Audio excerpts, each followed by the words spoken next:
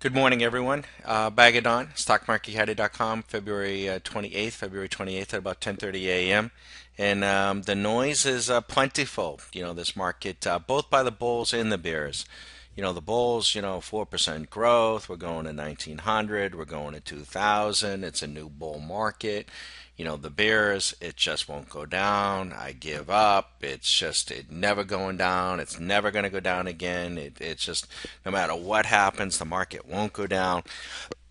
That is a topping process as far as we're concerned. It's not just on price. It's not just on time, but it's also on the psyche. And they're just hammering out virtually everyone, quite frankly, over the last 2 to 3 months. That's why we continue to have to do a couple of things here. Let me just show you what we are seeing.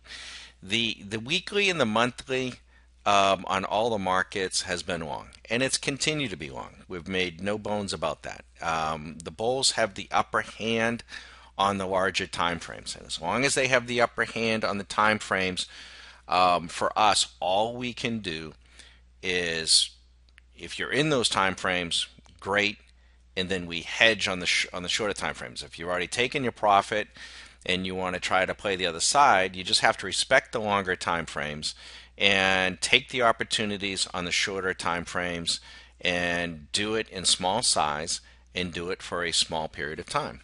You've got to stay small size, small time. Now, I just want to show you, though, what we're seeing, what we're looking at for those who have seen this before. These are the shorter time frames: 60, 240 daily, weekly, monthly on the S&P, and then the Russell, Nasdaq. We'll take a look at the Dow. What we are seeing, particularly on the VIX, and the VIX is a contrarian indicator. We do not see a short signal on the VIX, on the daily or the weekly time frame. So the VIX is not confirming. In fact, we're getting what we call even stall signals, so the hint of a reversal, on the VIX. So what it tells us is, as the market is running up and the bulls are giddy, and the bears are puking, there's real smart money. They're buying real cheap protection on here as we run up. The larger time frames on all the markets, this little device over here, this little indicator that is proprietary to us, is calling high divergence. What that means is, to us, that on these time frames, the high is not being confirmed.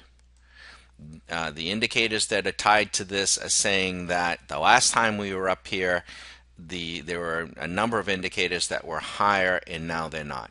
So it tells us that this move up, albeit if you're short, rather painful. If you're long, just don't get too giddy. I'm not saying that this thing is going to burn itself out, in the next hour or two of this afternoon. Possible, but probably not likely. Usually when a market comes out that strong out of the gates in the morning, it doesn't, one way or the other, doesn't do a full-blown reversal. But you might be seeing the exhaustion move. For those that trade futures, sometimes we see this as the contract is rolling over. Just like in the stock world, you have your options expiration, and as the March contract expires, but we still got 2 or 3 weeks to go to the March contracts. So this thing could be, made its move just a little bit too early to go that much higher, into more importantly, to hold these higher prices. So that's what we're seeing, folks. So we have a few long-term money positions still on. We're sitting tight on that, and then on the shorter time frames, we're just sitting out, watching, listening. No big deal. And so, anyone wants to send us any other requests on anything and wants us to look at it, here's the Dow.